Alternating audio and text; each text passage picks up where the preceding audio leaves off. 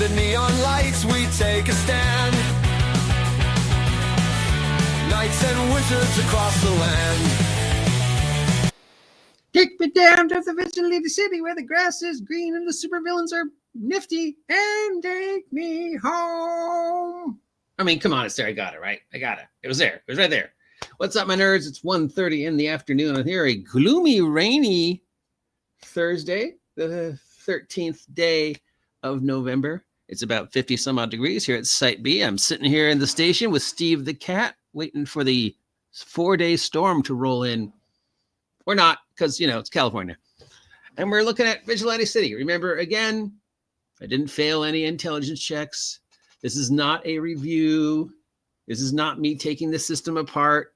This is us opening the game, looking through it, and seeing if we like it, seeing what comes out. This comes to us from Bloat Games. I had a chance to play a game of Vigilante City about 2 years ago. It is a good successor to the 1980s D20 superhero systems. It's a very good successor to V&V, Golden Heroes, and all the other D20 superhero games that came out in the 80s and early 90s. It definitely wears its 1980s, 1990s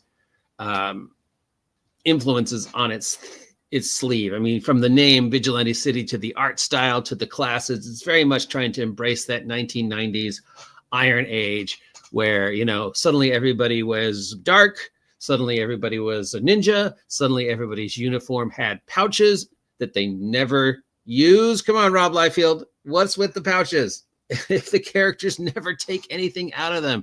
I mean, yeah, the pouches look cool, but I mean, come on. So yeah, let's take a look at Vigilante City. It's decent. It's good. It's one rewrite from being great. It's in my top 10.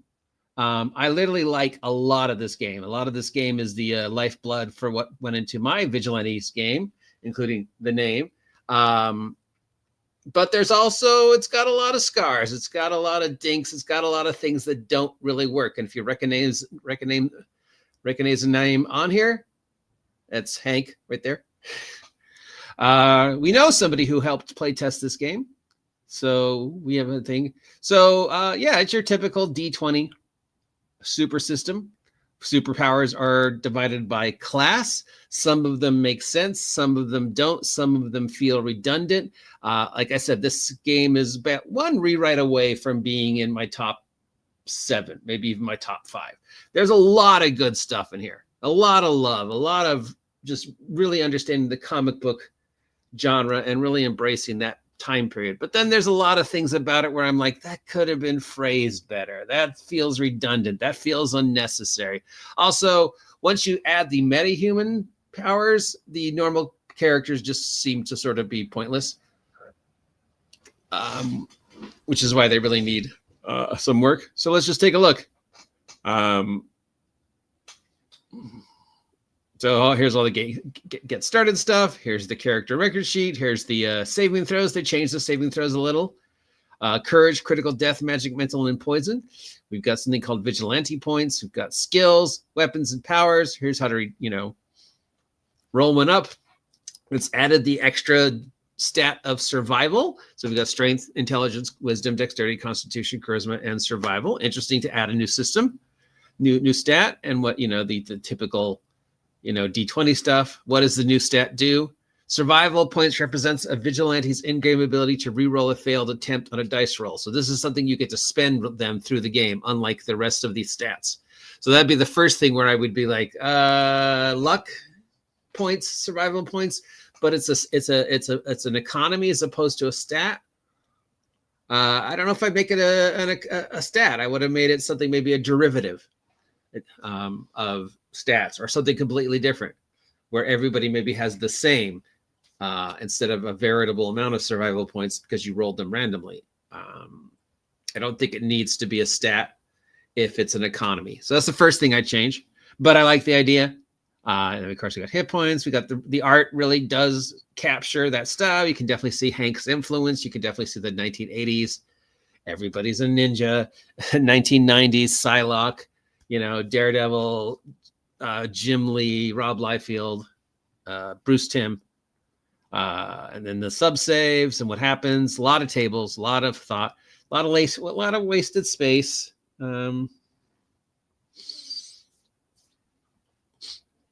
How you get experience points, what you can do with experience points. Then we have your origins. And then the origins if you choose one of the other ones, because there's more than one thing you can be. Just again feels a little redundant and unnecessary. We've got the starting money, depending upon, whatever, classic, random financial status. Some more classic Hank art. We've got the human classes and the mega human classes. So the human classes are your normal pulp heroes, your normal 90s heroes, your Punisher, your Green Arrow, your martial artists, your, whatever you want to call them, your Batman, those classes. And your metahumans are your mutants, your super speedsters. This section definitely feels like it needs more. It also feels like if you run one of these, it sort of overpowers running the other ones. It feels like it was added on afterwards.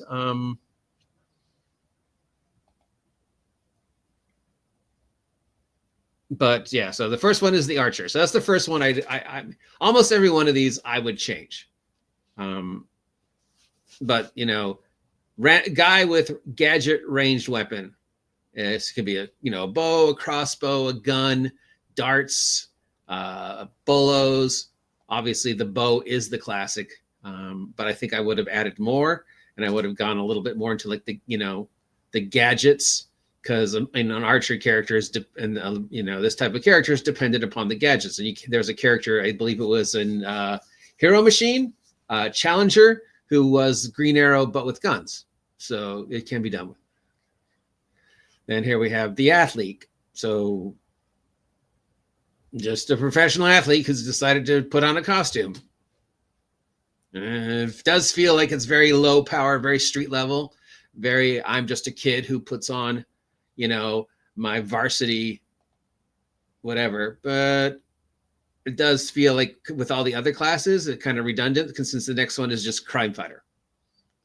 And then we also have vigilante in here. So this is where it gets to the redundancy and does this feel like, I don't need this if I have this as just sort of the general everybody else, you don't really fall into any one of the other specific ones, but you've just decided for whatever reason to put on a costume and fight crime. You're a crime fighter. I don't know if we need athlete. I mean, there was a lot of superheroes, especially in the pulp era, who wore just athletes, Wildcat. Then we have Dark Avenger. Okay, how's Dark Avenger different than crime fighter? Do they get special powers that a crime fighter doesn't? No, I mean, it's the same thing. Then we have the Gadgeteer. The Gadgeteers don't really fight crime. They're usually working in the back for somebody else. If they are a crime-fighting Gadgeteer, it's usually built around one specific gadget, and then we would need more rules for Gadgeteering. They have some good rules, but not great. He definitely needs more work. Also, a lot of wasted space. This could have been double columns. Then we have the Genius. Again, how does the Genius fight crime? That's more of a supervillain or a behind-the-scenes character. And again, this could have just been lumped in the crime fighter. But you get the feeling. I mean, you get the idea. The art's good. Night nurse? Yeah, no. I mean, martial artist? Yeah, The mentor? Mercenary? The protege? Kid sidekick? Gotta love our kid sidekick. Sharpshooter. How's the sharpshooter different than the archer?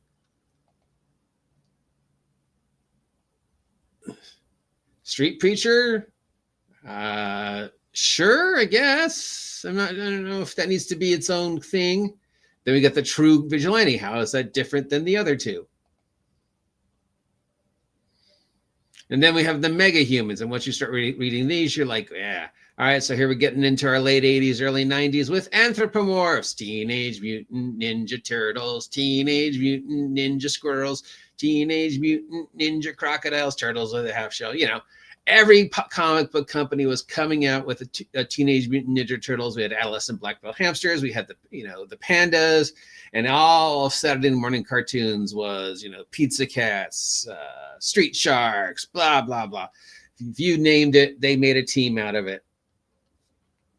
All for the almighty buck, all because people forgot that the original Teenage Mutant Ninja Turtles was made in jest. Making fun of, the Frank Miller stuff and how suddenly everybody was a mutant and everybody was a ninja. And specifically, it was making fun of the Frank Miller run on Daredevil. Or suddenly Daredevil was a ninja and he was fighting the Hand. And so here you can make, mutant animal. So if you're familiar with the Palladium Teenage Mutant Ninja Turtle, or the Palladium After the Bomb, or the Palladium Mutants and Other Strangeness, yeah, this is trying to capture all of that, which, After the Bomb, Mutants and Other Strangeness is one of the best things that Palladium ever made. So they're trying to capture it, and it works. Then we've got the Cyborg, classic 1980s character, classic 1990s character. Every comic book team had at least one Cyborg, if not more. The Cyborg build feels very limited in here. It definitely feels like there could have been more stuff added to it to really embrace all the variety of different types of cyborgs. Remember, the X-Men had an entire team of villains that was all cyborgs, and Image Comics had the Cyber Force, and I'm sure there were more. But yeah, and plus wasted space. This could have been, columned. Then we have the Mutant. And then we have the actual superpowers. And the actual superpowers range from the, to the wow. Some of these feel a little dumb.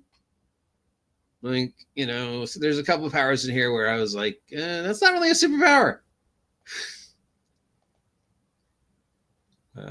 But for the most part, this is decent. I definitely rated it in my top 10.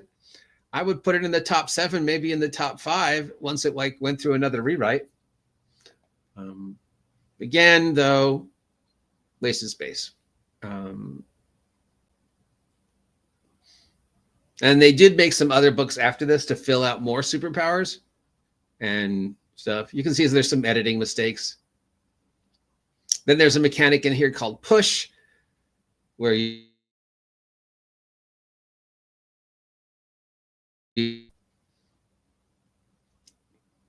that's good, and this can get really ridiculous. Then we have the mystic character, sort of your John Constantine character, blah blah blah. So here's a whole magic system.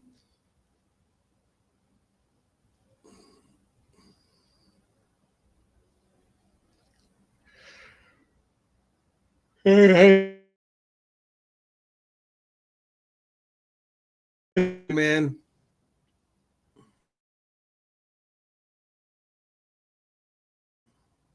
again, there feels very more variety.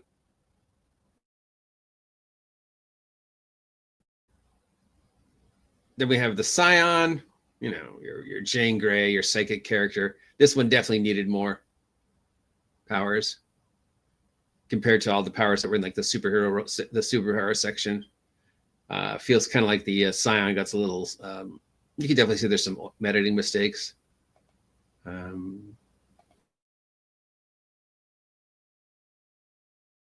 It's playable. I played it. It's easy to read, easy to understand. It needs a little love. Here's the Super Soldier, the experiment character. This section also needed a little bit more. Most of the sections need just a little bit more. Especially this section. This one felt like it needed a little more. Then we got the Super Speedster. And I was like, really, a Super Speedster separate than every other type? No, I could just have a mutant, character with super speed who's also a mutant, character who's super speed who's also whatever. I don't know if that needed to be their own thing, especially since super speed's characters basically, I run fast and I can do stuff. A skill system. It has a skill system very familiar to a lot of people from who are playing games in the 90s, especially if you're familiar with Palladium. where you have skill packages, skill groups, but then you also have independent skills. So you would start with like the combat medic skill group, and then that would get you all these sorts of skills. But then you could also have a couple extra ones to buy individual skills. They're the skill packs, they call it. It's got the bruiser, commando, gumshoe, hacker, leader, scholar, and street rat. Again, I don't know if the mastermind is a player character. I think the whole point of the mastermind is that they're the behind the scenes villain, right? Unless you're playing a villain campaign. So you get one of these when you start play, and then you get some individual skills to flesh you out. I like this. This is a great idea.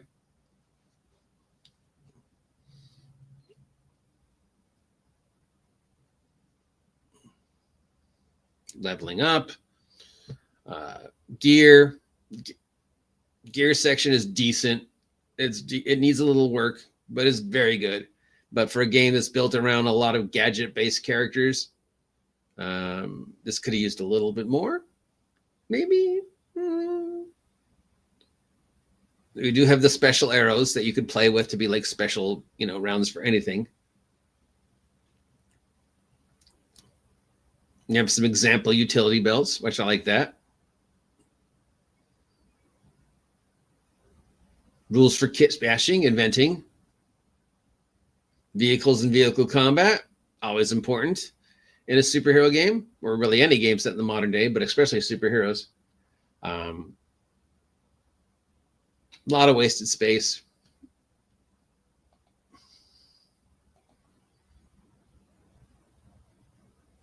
How to play the game, what the terms mean, how to run the game, combat, the usual stuff. By now we're in the stuff we've seen 1,000 times before. D20, OGL, Project Orc, Strength Dex Con, got rules for outsmarting, rules for making presence attacks, jumping in, dun, dun, dun, that kind of thing.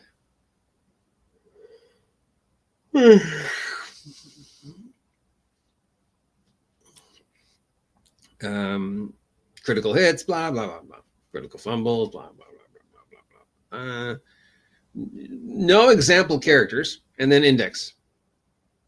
And then the legal stuff. And then some more index with the recommended viewing and stuff like that. And then the character record sheet. It is lacking a example character. Superheroes is definitely one of the games where you need an example character, especially to show you how to build a character throughout the run. I want to see an example. Could use a little bit more art, but Hank's art's always awesome. Should have been 2 columns instead of 1.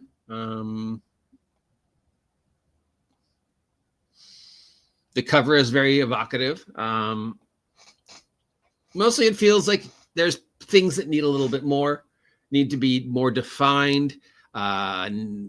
Some minor editing, but who am I to complain about editing? If I walked in the store and flipped through this, I'd be curious. I'd be like, okay, this looks like sort of an evolution of that 80s style into that 90s style, and trying to embrace the transition that comic books went through from the 4-color golden age of the 80s to the gritty Punisher. Everybody's a ninja, everybody's a mutant, everybody's wearing a costume with tons of pouches that they never open. 90s, and then not a bit of the 2000s, but mostly just late 80s, early 90s. It feels like that's the comic book genre they're trying to embrace, and they do really well. There's definitely the idea of the low-level pulp classes works. I think all of them need a little bit more. And some of them are redundant. Like, what's the difference between the vigilante and the dark avenger and the crime fighter? Nothing. There's 3 names for the same guy.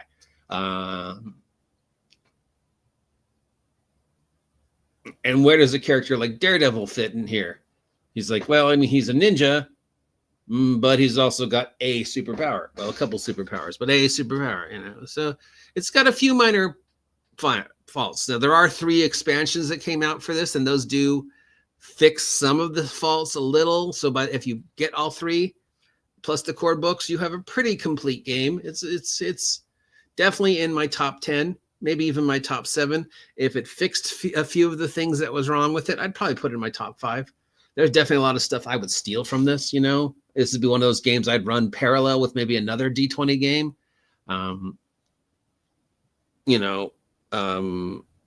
Because there's enough similarities where you could use the stuff in here to expand upon one. But if you like, supers as class, especially if you like that that 90s Iron Age, but also the pulp style, where your superhero is just an angry guy who could box, who put on a cat costume because he could, Wildcat, and just fought crime, then yeah, this is probably for you. So I would definitely give this one a must-see. If you're interested in purchasing this game, you could use my link down below, go straight to drive-thru, get yourself this game, and you help the OGGM out with the holidays coming up. Steve's going to want presents, so, if you're feeling generous, and you don't want to be a Scrooge, please like, please share, please subscribe. Please consider supporting the OGGM and Steve the Cat through the various ways you can support me. Stay safe out there because it looks like it's going to be a wet weekend. And happy holidays. And I'll talk to you all later. Now, obviously, I've got to sing it again, right? Take me down to the Vigilante City where the grass is green and the girls are pretty. I mean, it's like... Monsters lurking in the night. Heroes ready for the fight. Dice are clattering on the wood. Storylines misunderstood.